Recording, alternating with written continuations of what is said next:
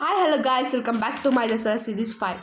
ಇವತ್ತಿನ ದಿನ ಹಸಿರನ್ನು ನಾವು ಉಳಿಸಿದ್ರೆ ಹಸಿರು ನಮ್ಮ ಉಸಿರನ್ನು ಉಳಿಸುತ್ತೆ ಅಂತ ಹೇಳ್ತಾ ಬೆಳಗ್ಗೆ ಬೇಗನೆ ಎದ್ದು ನಿಮಗೆಲ್ಲ ಕೆಲಸಗಳನ್ನು ಮುಗಿಸ್ಕೊಂಡು ಹೊಸ್ಲು ಪೂಜೆ, ತುಳಸಿ ಪೂಜೆನೆಲ್ಲ ಮಾಡಿಕೊಂಡು ಆಮೇಲೆ ದೇವ್ರ ಪೂಜೆ ಮಾಡಿ, ನಾನು ಹೇಳೋದು ಏನು ಅಂದರೆ ಮೊದಲು ಮನೆ ದೇವ್ರ ಪೂಜೆ ಮಾಡಿ ಆಮೇಲೆ ದೇವಸ್ಥಾನಕ್ಕೆ ಹೋಗಿ ಪೂಜೆ ಮಾಡೋದು ತುಂಬ ಒಳ್ಳೆಯದು ಅಂತ ಹೇಳ್ತಾ ದೇವ್ರ ಸಾಮಾನೆಲ್ಲ ತೊಗೊಂಡು ಈಗ ದೇವಸ್ಥಾನಕ್ಕೆ ಹೋಗೋಣ ಬನ್ನಿ ಗಾಯ್ಸ್.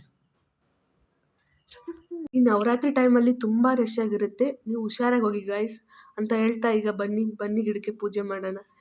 ನೋಡಿ ಬನ್ನಿ ಅಮ್ಮ ಹಸಿರು ಸೀರೆಯಲ್ಲಿ ಎಷ್ಟು ಕಳ್ಕಳೆಯಾಗಿ ಕಾಣಿಸ್ತಿದ್ದಾಳಲ್ವ ಗಾಯ್ಸ್. ನಾನು ಇವತ್ತು ನಿಮ್ಗೆ ಕೊಡ್ತಿರೋ ಚಾಲೆಂಜ್ ಏನು ಅಂದರೆ, ನೀವು ನನಗೆ ಅಮ್ಮನ ಯಾವ ಥರ ಅಲಂಕಾರ ಮಾಡಿದ್ದಾರೆ ಅಂತ ನನಗೆ ಕಮೆಂಟ್ ಮಾಡಿ ತಿಳಿಸ್ಬೇಕು, ಓಕೆನಾ? ನವರಾತ್ರಿ 5ನೇ ದಿನ ನಾವು ಸ್ಕಂದದೇವಿನ ಪೂಜೆ ಮಾಡ್ತೀವಿ. ನಿಮಗೆ ಗೊತ್ತಾ, ಸ್ಕಂದದೇವಿ ಸುಬ್ರಹ್ಮಣ್ಯ ಕಾರ್ತಿಕೇಯವರ ತಾಯಿ. ಹಾಗೆ ಸ್ಕಂದದೇವಿನ ನಾವು ಸ್ಮರಿಸಿದ್ರೆ ಕುಟುಂಬದ ರಕ್ಷಣೆ, ಮಕ್ಕಳ ರಕ್ಷಣೆ ದೊರೆಯುತ್ತದೆ. ಇದು ಸ್ಕಂದದೇವಿ ವಿಶೇಷ ಆಗಿತ್ತು. ಕರದಲ್ಲಿ ವರಮುದ್ರೆ ಹಿಡಿದ ದೇವಿ ಕಾರ್ತಿಕೇಯನು ಪೂಜಿಪ ದೇವಿ, ದುರ್ಗಾವತಾರಿಣಿ ಸಿಂಹರೂಪಿಣಿ ಸ್ಕಂದ ಮಾತಾ ನಮೋ ನಮೋ.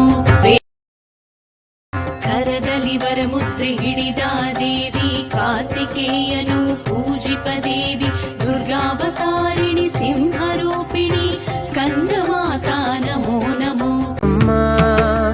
ಕಂಪನ್ನ ಚೆಲ್ಲೋ ಹೂರಾಶಿಯಿಂದ ಹೂಮಾಲೆ ಕಟ್ಟಿರುವೆ ನಮ್ಮ, ಬಂಗಾರ ಕಾಲ್ಗೆಜ್ಜೆ ನಾದ ನಮ್ಮ ಮನೆಯೆಲ್ಲವ ತುಂಬುವಂತೆ, ಬಂಗಾರ ಕಾಲ್ಗೆಜ್ಜೆ ನಾದ ನಮ್ಮ ಮನೆಯೆಲ್ಲವ ತುಂಬುವಂತೆ.